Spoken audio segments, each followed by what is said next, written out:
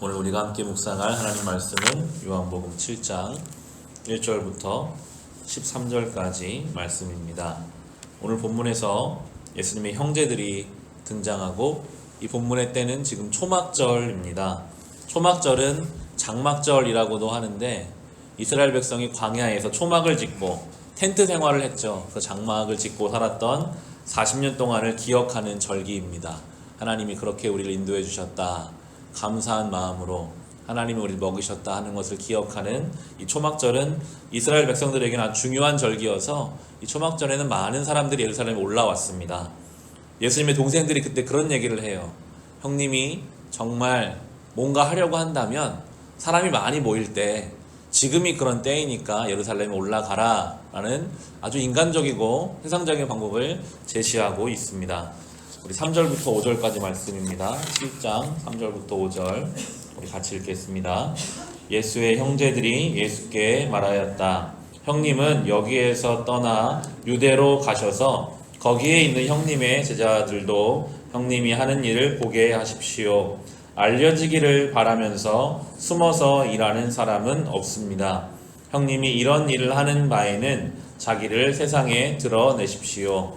예수의 형제들까지도 예수를 믿지 않았기 때문이다. 믿는 마음으로 조언하는 게 아니라 예수님이 하나님의 아들임을 믿지 않았습니다. 예수님이 진리임을 믿지 않았습니다. 그저 내 형이 좀 더 유명해지면, 저 세례 요한처럼 좀 유명해지면 우리 가정도 뭔가 얻는 게 생기지 않을까, 그런 마음에 여기서 이러지 말고 사람 많이 모일 때 예루살렘에 올라가서 거기서 좀 유명해지라 라고 이야기하는 형제들의 조언입니다. 세상적 방식으로 보면 그것이 합리적일 수 있으나 예수님은 전혀 다른 인생의 계획을 가지고 하나님의 때에 맞춰서 그 길을 가고 계셨습니다.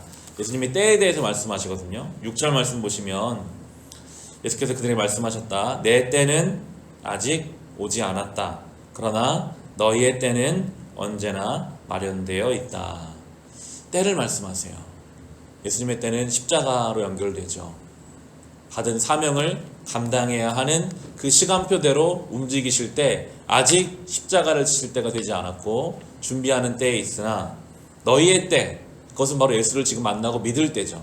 아직 믿지 않는 너희는 지금 나를 믿고 나에게 나올 때다라고 때에 대해서 말씀하십니다. 예수님이 안 올라가시겠다고 하세요. 8절에 보시면요. 너희는 명절을 지키러 올라가거라.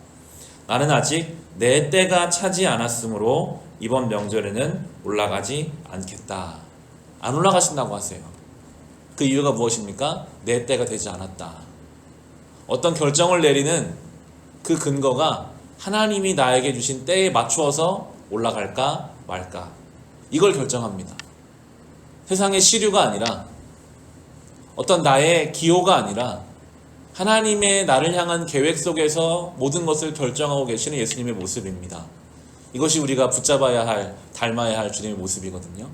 우리가 하루를 살아도 이 한 해를 살아가는 동안 그저 내가 원하는 것만을 바라보는 게 아니라 구해야죠. 하나님, 지금은 저의 인생이 어떤 때입니까?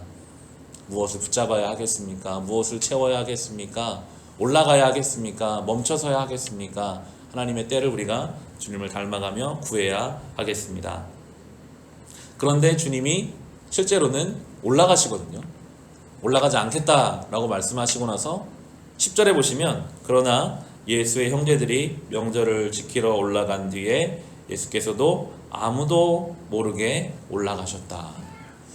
올라가지 않겠다고 하셨는데 말을 바꾸셔서 올라가신 것입니다. 우리가 이걸 어떻게 봐야 할까요? 예수님이 말을 번복하신 것일까요? 동생들이 거짓말을 하신 것일까요? 실제로 예수님은 올라가셨지만 사실은 동생들이 말한 것으로 따지면 올라가지 않은 것이거든요. 유명해지려고 올라간 게 아니라는 것이죠. 나를 드러내고 나를 나타내고, 그럼 똑같은 행동을 해도요, 다른 행동이 될 수 있습니다. 똑같이 예수님 예루살렘에 올라간다 할지라도 나를 나타내고 많은 사람들이 나를 드러내기 위해 올라가는 것이 아니라 아무도 모르게 조용히 올라가셔서 당신의 일을 행하고 계십니다. 우리가 똑같이 하루를 살아도, 심지어 지난주와 이번 주가 행동이 똑같다 할지라도 우리의 중심이, 우리의 마음이 어디에 가 있는가에 따라서 하나님 앞에서는 다른 행동, 다른 날이 될 수 있는 것입니다. 하나님은 늘 우리의 중심을 보시죠. 누가 칼을 들고 있는가? 강도가 칼을 들면요, 그 칼은 자기 욕심을 이루기 위해 다른 사람을 위협하고 불법을 행하는 칼이 되지만, 선한 양심을 가진 의사가 칼을 들면 그 칼을 통해 사람을 살려내는 칼이 되는 것처럼, 우리의 인생이 죄에 사로잡혀 있으면 어제 본문에 나왔던 그 가인처럼 자기 동생을 죽이는 인생이 될 수 있지만, 우리 인생이 하나님께 붙잡혀 있으면 예수님처럼 많은 생명을 살리는 그런 인생이 될 것입니다. 늘 우리는 우리의 중심을 주님 앞에 드려야 합니다. 그러면 똑같이 하루를 살아도 완전히 다른 날이 됩니다. 똑같은 곳에 가도 완전히 다른 존재로 살아갈 수 있는 것입니다. 이 한 주를 살아가는 동안 욕심과 죄에 사로잡힌 인생이 아니라 하나님께 사로잡혀 살아갈 수 있으시기를 주님의 이름으로 축원합니다.